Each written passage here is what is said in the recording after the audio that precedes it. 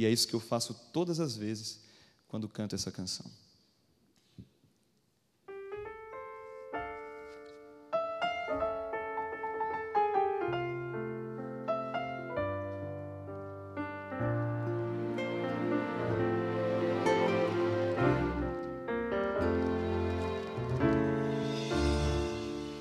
A quem me ofendeu, quem veio contra mim feriu meu eu. O que farei então com quem já machucou meu coração? Se a mágoa está guardada em mim, sou preso, sou refém do que é ruim. Meu Deus, me ajuda a perdoar, me dá libertação da mesma forma como tu me amas, Pai. Eu necessito amar também. Deixo as cargas pra trás, mágoas vou esquecer e assim viverei leve mais uma vez.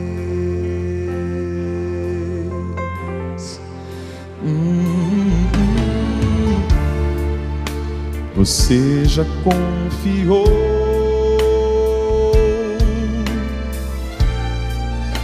em alguém que o traiu,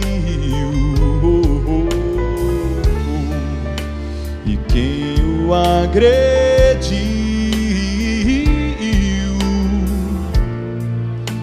nem se arrepende do que fez. Se a raiva atormenta sua mente, então repita essa oração: meu Deus, me ajuda a perdoar, me dá libertação da mesma forma como tu me amas, Pai. Eu necessito amar também. Deixo as cargas pra trás, mágoas vou esquecer e assim viverei leve mais uma vez. Esteja em mim com o teu Santo Espírito, que eu reflita o amor que vem de ti, pois é assim, sem o Senhor não consigo amar, perdoar quando alguém me afetar.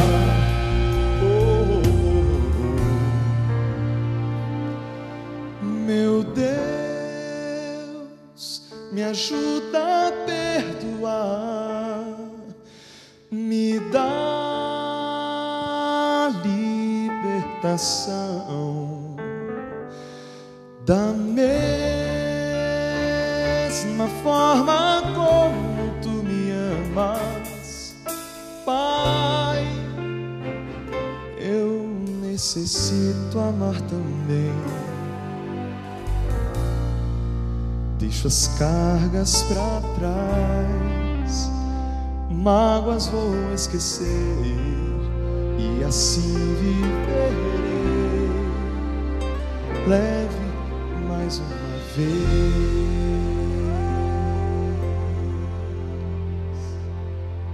Amém? Feche seus olhos, vamos falar com o Senhor. Pai querido, muito obrigado porque o Senhor nos trouxe até aqui.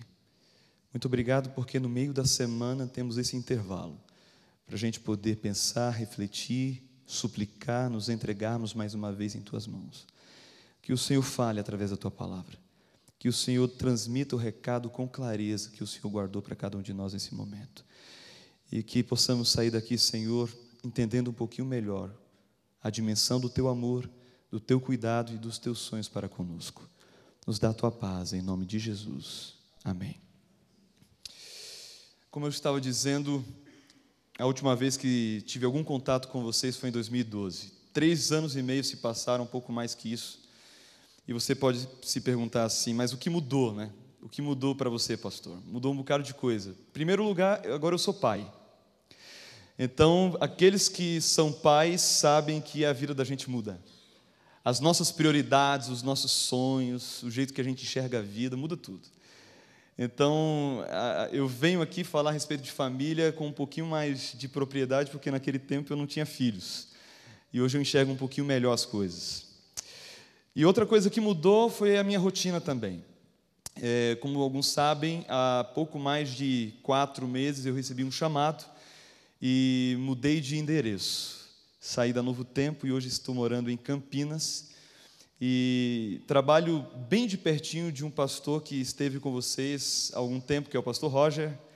Ele está lá na central de Jundiaí e nós nos encontramos toda semana porque a gente faz parte do mesmo grupo de trabalho, assim, ali na Associação Paulista Central. Nós temos algumas regiões de pastores e eu fico junto da região na qual o pastor Roger trabalha. Então, eu falando para ele que estaria aqui, ele também falou assim, olha, pastor, manda um abraço para a turma, manda um abraço para o pessoal, ele tem muita saudade também, então eu estou aqui atendendo o pedido de um amigo também, que tem saudade de todos vocês. Eu gostaria de tratar com os irmãos a respeito de um personagem que é muito conhecido de todos nós. Trata-se de Abraão. A história dele é descrita em 13 capítulos da Bíblia, mas o suficiente para tornar Abraão um personagem muito respeitado e querido por 3 das maiores religiões do mundo. Muçulmanos, judeus, cristãos, todos eles respeitam e admiram esse personagem. E a partir da experiência da família dele, de Sara, a gente percebe um plano muito maior de Deus para alcançar cada uma das famílias que estão aqui.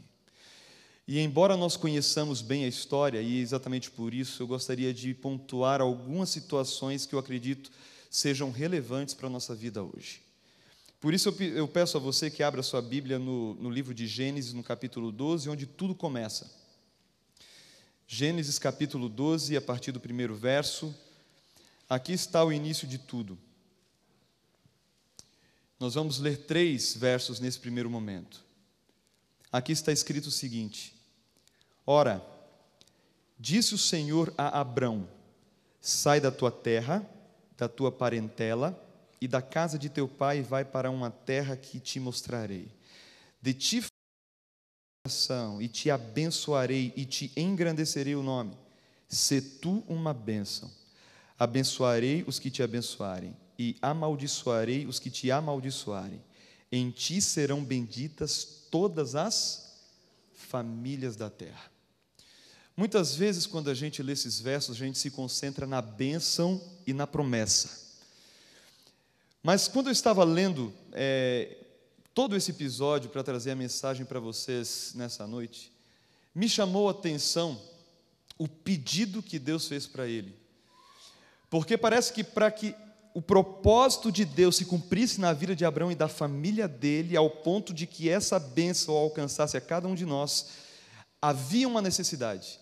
A necessidade de Abraão sair do seu convívio familiar, sair das suas raízes, da sua origem. Isso porque ele vivia numa cidade pagã. E com certeza os planos de Deus para Abraão não iriam se cumprir conforme a intenção dele, se Abraão permanecesse naquele lugar. Abraão tinha 75 anos de idade aproximadamente, filho de uma família rica, influente. Ele tinha uma rede de amigos muito bem estabelecida. Todo dia ele tinha algo para fazer, um convite para comer na casa de alguém. estava indo tudo muito bem, mas Deus falou para ele: Abraão, saia daí, saia daí. E eu fico imaginando que Abraão teve que abrir mão de algo, teve que deixar algo, não apenas o convívio, o ambiente, situações, lembranças, ele teve que abandonar, porque aquelas coisas seriam como que uma barreira entre ele e os sonhos de Deus para ele, e por isso ele saiu. Eu fico pensando que tipo de barreiras hoje impedem a mim e a minha família de vivermos os sonhos de Deus. E eu estava fazendo autoanálise enquanto pensava nisso e cheguei a uma conclusão. Existe uma barreira que eu tenho que cuidar muito para que os planos de Deus se cumpram na minha vida e na vida da minha família. Embora eu seja pastor, embora tenha nascido nessa igreja, seja filho de pastor e dedique 100% do meu tempo para servir a Deus, existe algo. Eu acredito que você carregue com você também. E é esse camarada aqui. Eu imagino que se Abraão vivesse os nossos dias, Deus ia dizer para ele assim: olha, você tem que sair daí, mas faz o seguinte, deixa teu smartphone também. Não leva o carregador, não. Deixa lá. Gente, você sabe que existem pesquisas que estão surgindo para analisar o comportamento da gente hoje em dia, né? Porque de 5 anos para cá, por exemplo, eu estava fazendo a conta. Quando eu cheguei no Arautos do Rio em 2010, pendrive de 2 gigas era o que havia, de 2 gigas. Rede social era Orkut. Era Orkut, há 5 anos e meio atrás. E a gente sabe que o mundo não é o mesmo. Não é. A quantidade de smartphones que havia naquela época nem se compara com o que temos hoje. As pesquisas indicam que os latinos ficam diante de alguma tela pelo menos 7 horas por dia. E nós fazemos parte desse grupo, só que o Brasil está puxando a fila. Cerca de 8 horas e meia é a média que o brasileiro fica na frente de alguma tela. E metade desse tempo na frente disso aqui, diante disso aqui. E você sabe muito bem que implicações isso tem para o nosso dia a dia. As dificuldades que a gente tem em relação à comunicação, a gente chega do trabalho, chega em casa e parece que o trabalho chega com a gente também, a gente não consegue se desconectar. E eu me coloco dentro desse grupo porque quando eu chego em casa parece que aí que começam a chegar as mensagens. Eu tenho que responder a alguém, é uma reunião, é uma situação que eu não consegui dar conta durante o tempo. E a impressão que eu tenho é que a gente vive refém disso aqui. Isso tira o nosso tempo um com o outro, dentro de casa. A minha filha quer brincar comigo e muitas vezes o telefone está dando sinaizinhos o tempo todo e a minha esposa pega no meu pé e fala assim: Jairo, vai brincar com ela. E aí tem um momento que eu prefiro desligar o celular para conseguir ficar pelo menos 40 minutos. Eu me proponho um tempo, não, 40 minutos sem celular. Que coisa, que coisa. Eu penso que a comunicação, que é uma coisa tão boa, o acesso à informação, que é algo tão benéfico, talvez tenha se tornado um grande perigo hoje, nos colocando à parte dos sonhos e da vontade de Deus para a nossa vida como família. Abraão tinha tremendos desafios na sua nova vida, diante do chamado de Deus. Mas aqui vem algumas características de Abraão. A gente costuma enfatizar toda a generosidade que Abraão teve. Por exemplo, quando Ló discutiu com alguns servos dele, e aí Abraão generosamente deixa que Ló ficasse com a melhor região ali, a região de Sodoma e Gomorra, perto do rio, uma região verde próspera. Ele mesmo foi para outro lugar. A gente se lembra da fidelidade de Abraão. Abraão era um indivíduo fiel a Deus. Naquele episódio em que Ló se meteu numa situação de uma guerra entre vários reis e foi capturado, Abraão junta-se com mais uns 300 dos seus filhos ali, das pessoas que trabalhavam com ele, e se dirige para socorrer a Ló, e ele consegue finalmente, com a bênção de Deus estava sobre ele, e ali naquele momento, quando ele se encontra com Melquisedeque, que era rei de Salém, uma das cidades ali perto de onde ele vivia, ele devolve o dízimo, não aceita os presentes ali dos despojos. Ele é uma pessoa íntegra, uma pessoa corajosa, uma pessoa fiel, mas estava longe de ser perfeito. Abraão também era muito mentiroso, e a gente descobre isso quando ele chega no Egito, e para preservar a sua vida, para preservar a sua família, ele inventa uma historinha a respeito da sua esposa, que era muito bonita, apesar de não poder ter filhos, Sarai era linda, e naquela situação, Abraão cria uma história, para que ela dissesse que ele era sua irmã, tentando ajudar Deus, se proteger, tentando dar uma força aqui. E isso se repete mais adiante em Gerar, quando ele chega e mente da mesma forma para o rei Abimeleque. Várias situações acontecem na vida de Abraão, situações das mais diversas, algumas críticas, situações que revelavam suas virtudes e seus defeitos. Mas a fé de Abraão, sem dúvida, é a marca mais importante dele, porque nós sabemos, ele é conhecido como o pai da fé. E essa história começa a partir do versículo 15, do capítulo 15, perdão. Eu gostaria que você avançasse um pouco na história. Gênesis capítulo 15 apresenta uma conversa entre Abraão e Deus. Depois de algum tempo, muita coisa havia acontecido, Abraão ainda não era pai. E aqui Deus chama no meio da noite Abraão, e a gente conhece bem a história que está relatada a partir do versículo 5. Gênesis 15, 5 diz: então o conduziu até para fora e disse: olha para os céus e conta as estrelas, se é que podes. E lhe disse: assim será a tua posteridade. Abraão, nessa altura, já tinha ali por volta dos seus 80 anos, a gente não tem certeza da idade dele. A sua esposa já não era mais uma jovem, além de ser estéril, já estava avançada em dias. E agora Deus vem para confirmar a promessa que ele havia feito lá atrás, dizendo: olha, Abraão, lembra o que eu falei? Fica tranquilo que eu vou cumprir na sua vida. Você tem sonhos para a sua família, aquilo que eu lhe prometi, eu irei cumprir. Olha para o céu, conta as estrelas. E no século XVIII, alguém tentou contar as estrelas, e chegou a uma conta de 1.119 estrelas. Eu não sei como essa pessoa conseguiu chegar a esse número. 1.119 estrelas.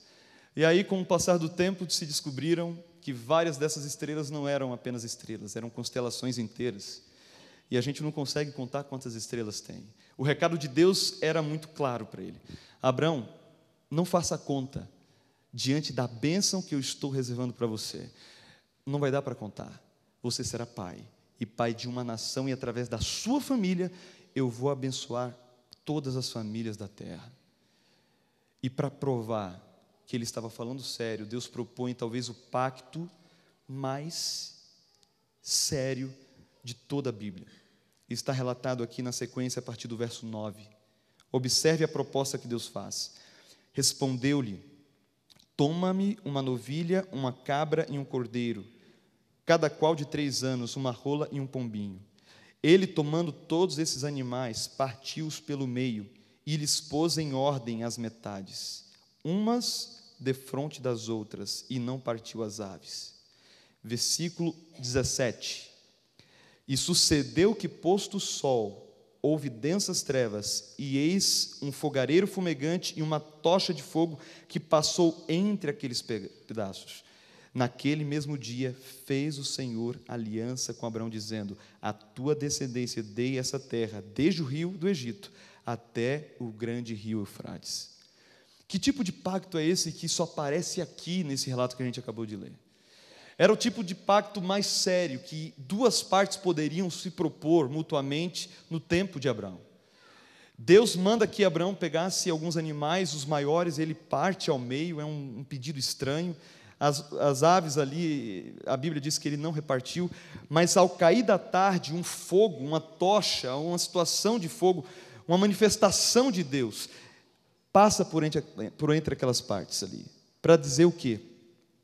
O que implicava aquilo? A parte que passasse no meio daqueles animais estava dizendo o seguinte: se eu descumprir a minha parte no acordo, eu mesmo devo ter o fim que esses animais tiveram. Era isso. Então, quando um assunto era sério, quando alguém queria se comprometer no mais alto nível possível, no tempo de Abraão, se propunha isso aqui. Esses animais, um corredor, e ambas as partes passavam assim, se comprometendo, dizendo: eu prometo, pela minha vida, que eu irei cumprir. E aqui nós encontramos Deus fazendo isso aqui. Deus se comprometendo. Queridos, Deus cumpre suas promessas. Não no nosso tempo, não do nosso jeito, no tempo dele e do jeito dele. Deus, ele nos ama, e a Bíblia o define como sendo amor, não tendo amor, mas sendo amor.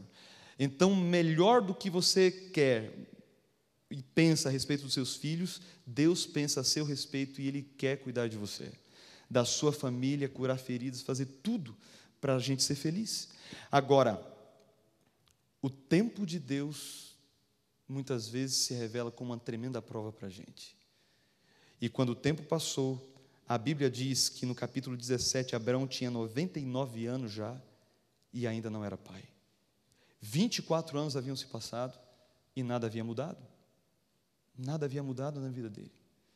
E ele ainda estava vivendo a expectativa do cumprimento da promessa de Deus.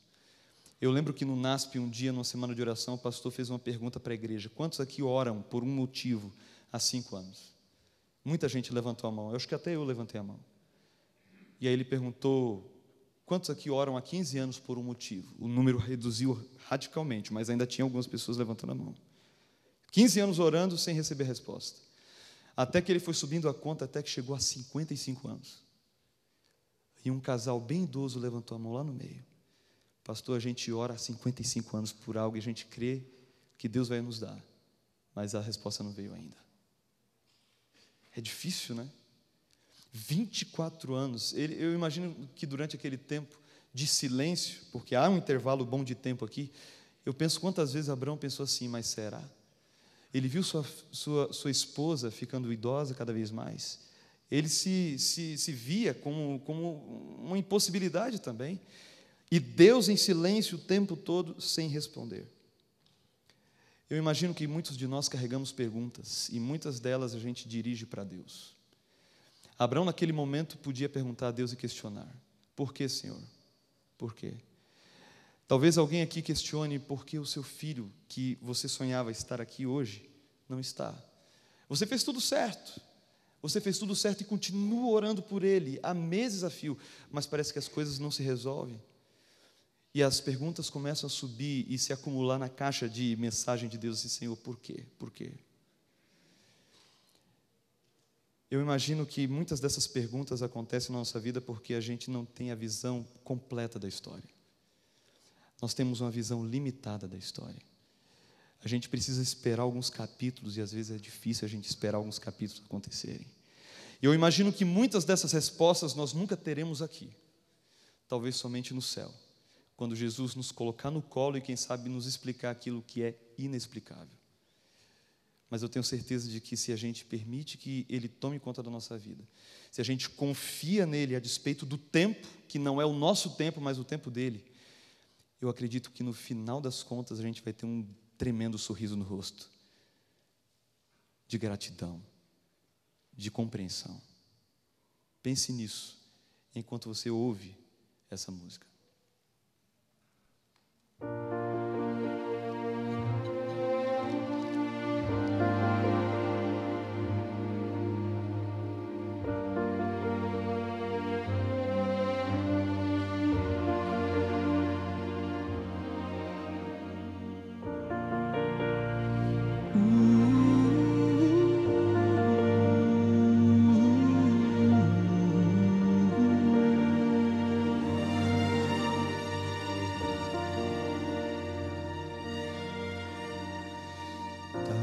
Tapeceiro, grande artista, vai fazendo o seu trabalho,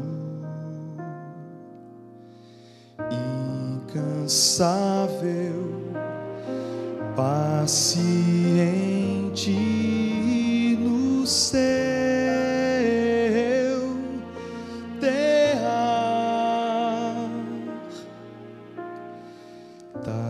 tapeceiro, não se engana, sabe o fim desde o começo, traça voltas, 1000 desvios, sem perder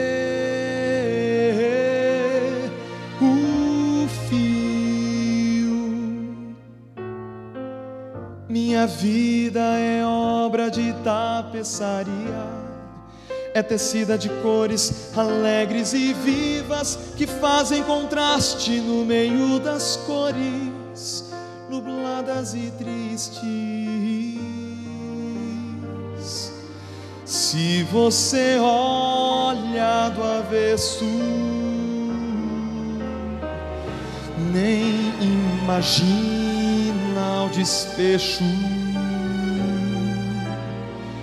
No fim das contas, tudo se explica, tudo se encaixa, tudo coopera para o meu bem.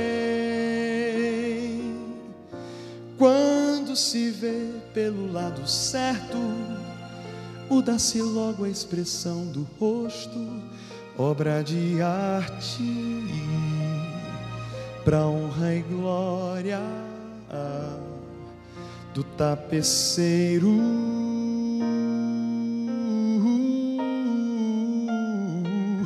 Minha vida é obra de tapeçaria, é tecida de cores alegres e vivas, que fazem contraste no meio das cores nubladas e tristes.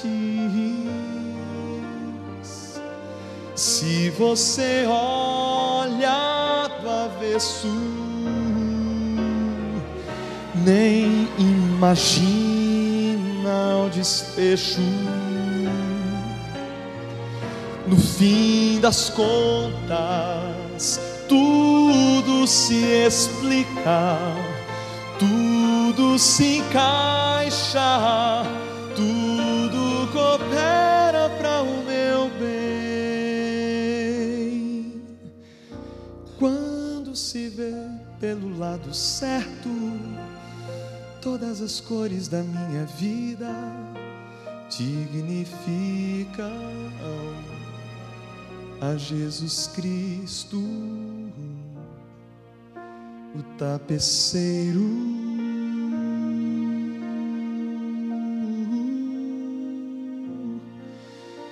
O tapeceiro.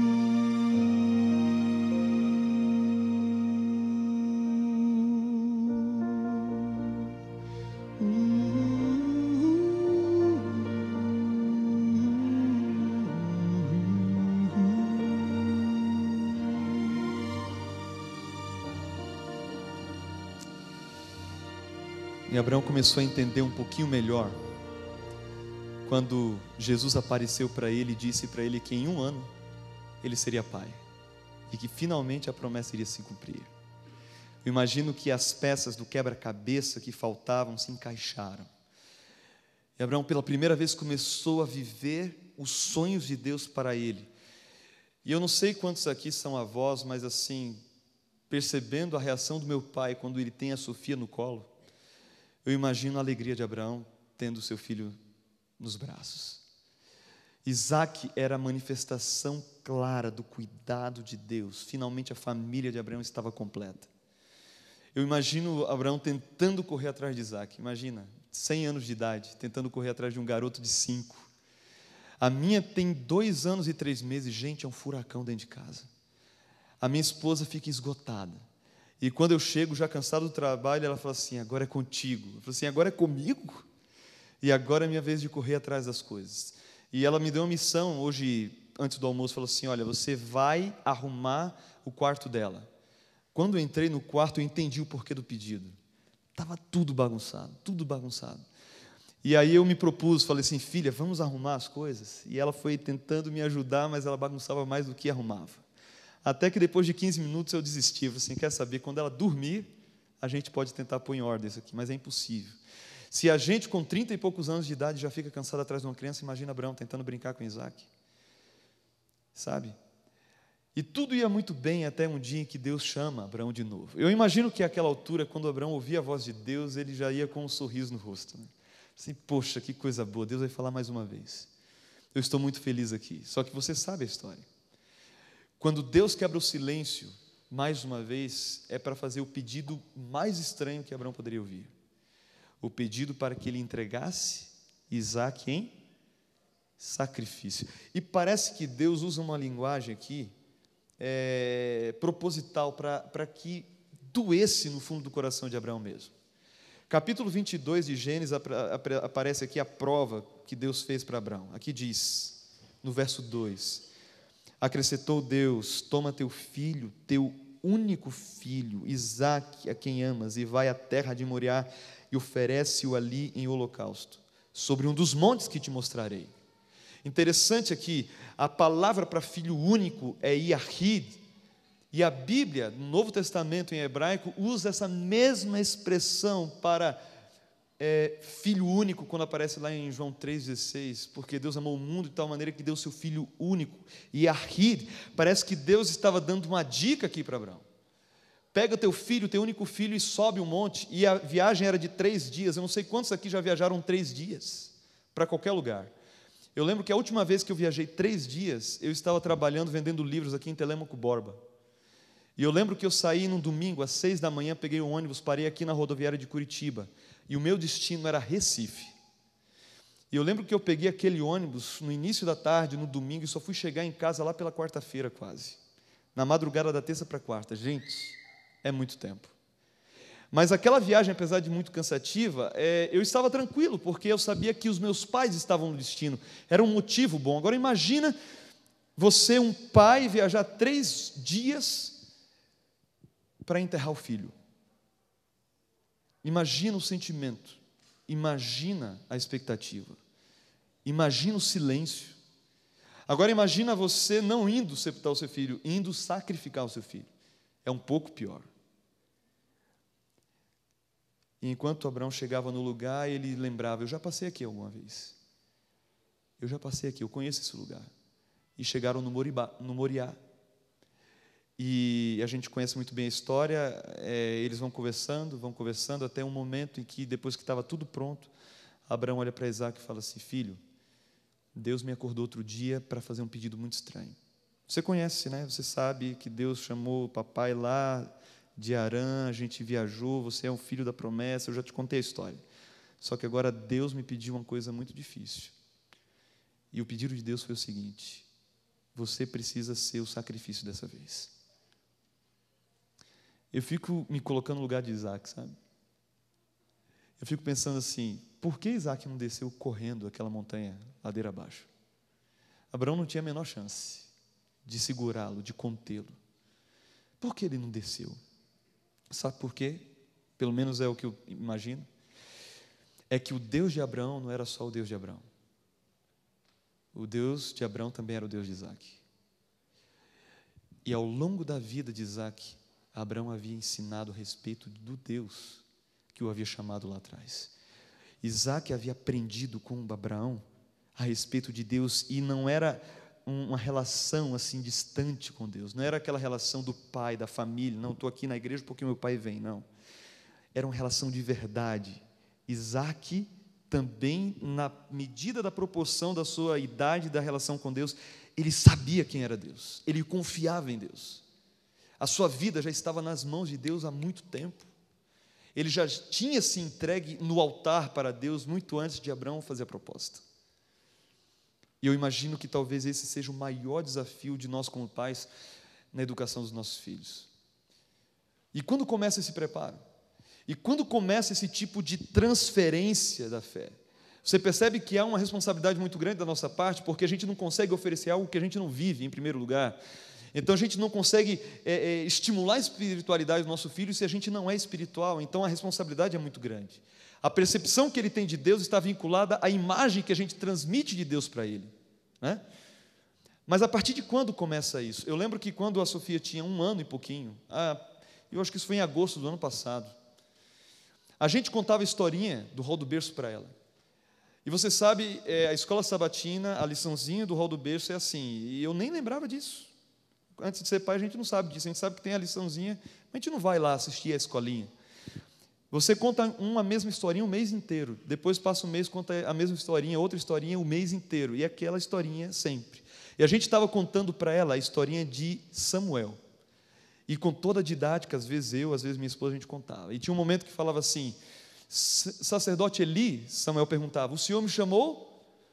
Aí, não, Samuel, não, pode voltar a dormir. Aí Samuel volta, ouve a voz, e aí volta para o sacerdote Eli, você sabe a história, né? A gente contava a historinha para ela. E muitas vezes, uma criança de 1 ano e pouquinho, eu pensava, o que é que eu estou fazendo aqui? O que é que eu estou contando aqui para ela? Ela não está entendendo nada, ela não sabe que é sacerdote, ela não sabe, né? Não sabe nada, 1 ano e pouquinho, nem falava assim, ela falava pouquíssimas palavras nessa idade, estava aprendendo. Até que um dia, a gente foi contar a historinha para ela, e quando a gente estava contando a historinha para ela, ela surpreendeu a gente. Mostra aí para mim. Vamos ver se dá. Olha só. Sacerdote Eli, o senhor me chamou? Não. Põe de novo. Estou com saudade. Chamou? Não.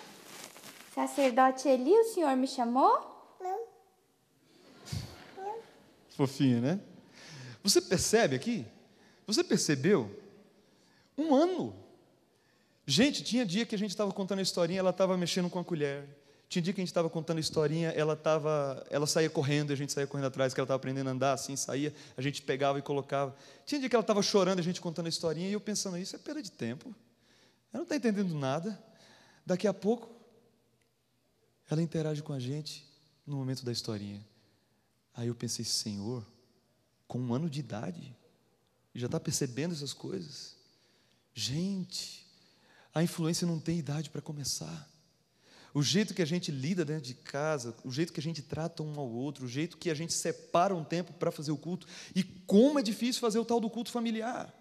É difícil separar um tempo para o culto familiar, porque as coisas tomam o nosso tempo, e a gente vai colocando Deus assim, à parte. Você sabe que existem 3 categorias de atividades para a gente gerenciar o nosso tempo. Tem as coisas importantes, as coisas urgentes e as coisas triviais. O que é trivial é o lazer, são as coisas que não são tão essenciais. O que é importante é o nosso trabalho, o nosso estudo, aquilo que não dá para abrir mão. E as coisas urgentes são situações que surgem no meio do processo que a gente tem que interromper o que é importante para fazer, porque tem que fazer. Só que a gente faz assim, como a gente é latino, a gente tem essa mania de sempre deixar as coisas para a última hora, a gente vai aumentando a categoria das coisas urgentes, e elas ainda concorrem com o que é importante, e não sobra nem tempo para aquilo, por exemplo, que não é essencial, as coisas triviais, o lazer, o tempo em família, brincar com o filho, a gente não tem mais tempo para tudo isso. E eu penso que quanto mais tempo a gente gasta com tudo isso que é importante, urgente e tal, menos tempo a gente tem para Deus. Se uma mãe, quando tem uma criança, a criança toma tanto tempo dela que ela esquece de ir no salão fazer o cabelo, arrumar as unhas e tal, eu fico imaginando, e em relação a Deus? O tempo da devoção, o tempo do culto familiar. Eu trabalhei 5 anos e meio na Novo Tempo atendendo, enquanto não viajava com o quarteto, a pessoas solicitando oração, dúvidas bíblicas e tal. Em algumas ocasiões eu atendi pessoas ao telefone que estavam à beira da separação. Em nenhum momento, quando eu perguntei para ela a respeito do culto familiar, todos que estavam para separar, eles não tinham esse hábito de fazer culto familiar, de orar junto, de ler a Bíblia junto. Nunca vi.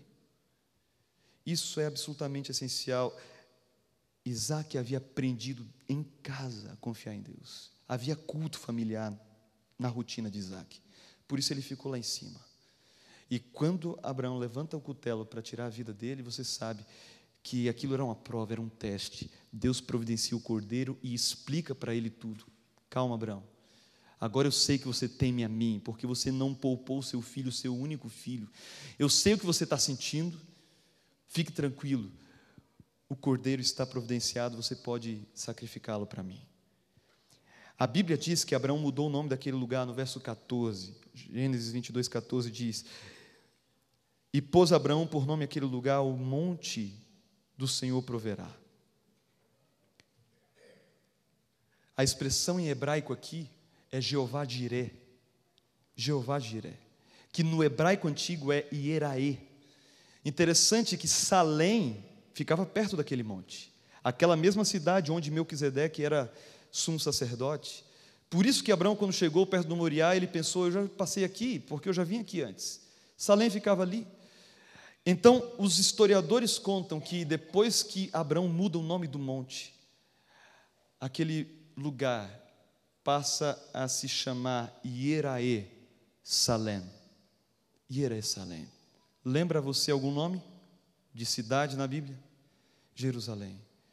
Deus conduziu Abraão até a região, ao monte, a cidade, onde 2000 anos depois ele mesmo iria entregar Jesus como sacrifício em favor da vida, não só de Abraão, mas da vida de cada um de nós. Era a família do céu abençoando a família da terra. E Deus dizendo para Abraão: Abraão, quer saber, sabe qual é a maior bênção que eu posso dar para você? Sabe por que eu chamei você para cá?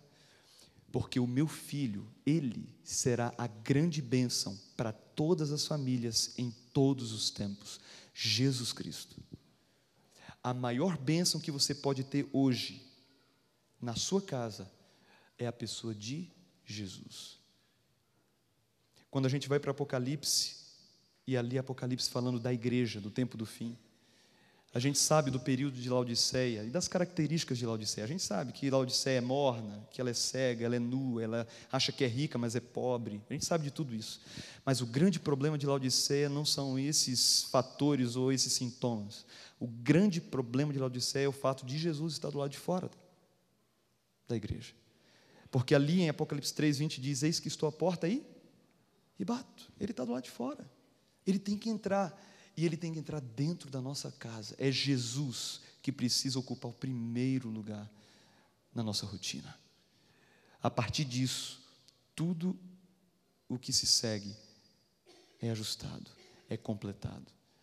Você está passando por dificuldades no seu relacionamento? Você já pensou em se divorciar algumas vezes? Você carrega lutas que somente você e seu esposo sabem em relação à educação dos seus filhos? Não carregue esse fardo só. Não ache que você sozinho, com a sua inteligência e capacidade, você vai conseguir. Coloca isso na mão de Jesus. Coloca isso na mão de Jesus. E Ele vai mostrar pessoas. Talvez Ele não resolva tudo de uma vez, mas Ele vai mostrar o caminho. Ele vai colocar a situação. Ele vai levar você para uma circunstância, fazer você mudar, quem sabe, de ambiente para outra situação. Se você puser a sua família na mão de Deus, no fim das contas, a bênção virá, no tempo dEle, do jeito dEle, mas virá, porque Ele ama você, e a família surgiu no seu coração, na sua mente. Ao longo do tempo, Satanás tem atacado duas instituições: a lei de Deus e a família. Não vamos deixar, gente, que ele ganhe terreno dentro do ambiente que mais é precioso para a gente. Vamos nos proteger, vamos nos solidificar em Jesus, vamos depender dele o tempo todo. E eu tenho certeza de que ele vai nos construir, ou, se for necessário, nos reconstruir, porque é isso que ele mais gosta de fazer. Existe uma música que eu gosto muito, eu gostaria que você cantasse junto comigo, e essa música está no inário. Essa música diz que todos nós somos homens e mulheres de barro. Nós fomos feitos do barro e nós ainda somos homens e mulheres de barro. E por sermos assim, nós somos passageiros temporais, nossas famílias também são frágeis. E a gente precisa o tempo todo de reconstrução. A gente tem muitas arestas na vida e a gente precisa que o Senhor Jesus nos refaça o tempo todo. E o nome dessa música é Vaso Novo. E eu gosto muito dessa música porque durante muitos momentos da minha vida, não somente pensando na minha casa, na minha família, mas na minha vida e na vida daquelas pessoas que eu amo, eu tenho me emocionado através dessa canção quando eu digo: Senhor, se for necessário, quebra a minha vida e faz tudo de novo, porque eu quero ser um vaso novo. Se você precisa disso, se você quer clamar por isso, faça dessa música a sua oração. Feche os seus olhos e cante. E no final a gente vai se despedir aqui, falando com o Senhor.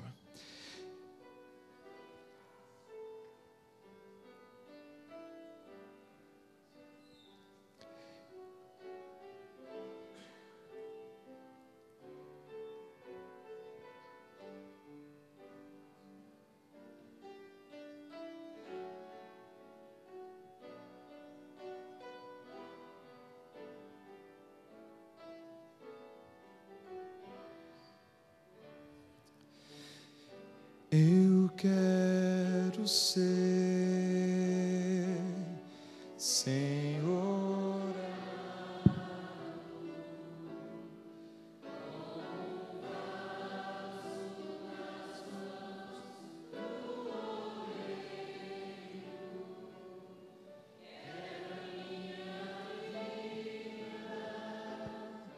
e fazer de novo. Eu quero ser, eu quero ser um vaso novo. Faz teu querer, Senhor amado. És oleiro e eu esse vaso. Quebra minha vida e faz-a de novo. Eu quero ser, eu quero ser um vaso novo. O Senhor ouviu, Senhor, o clamor da nossa alma através dessa canção.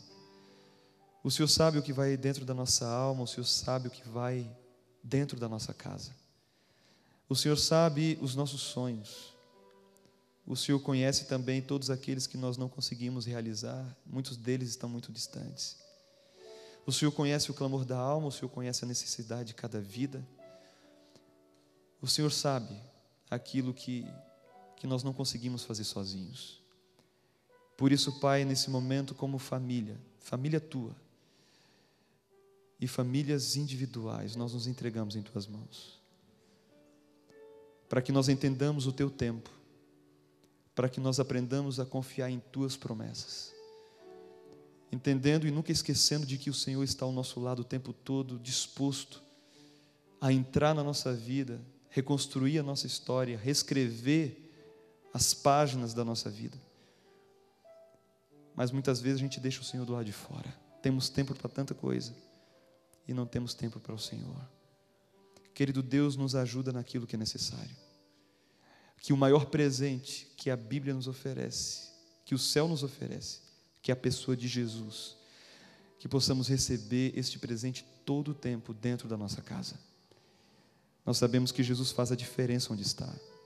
Foi assim na construção desse mundo. Tudo era sem forma e vazio, até que Jesus chegou, trouxe vida, trouxe harmonia. É isso que a gente quer que o Senhor faça na nossa família. Atua, Senhor, com poder. Transforma o nosso coração. Abençoa essa igreja. Abençoa a sua liderança. Abençoa cada jovem, cada criança. Os adultos, os casais, os jovens, todos nós. Nos entregamos em Tuas mãos em nome de Jesus. Amém. Amém. Gente, Deus abençoe vocês. Que a bênção do Senhor esteja de forma permanente no lar de cada um. Boa noite.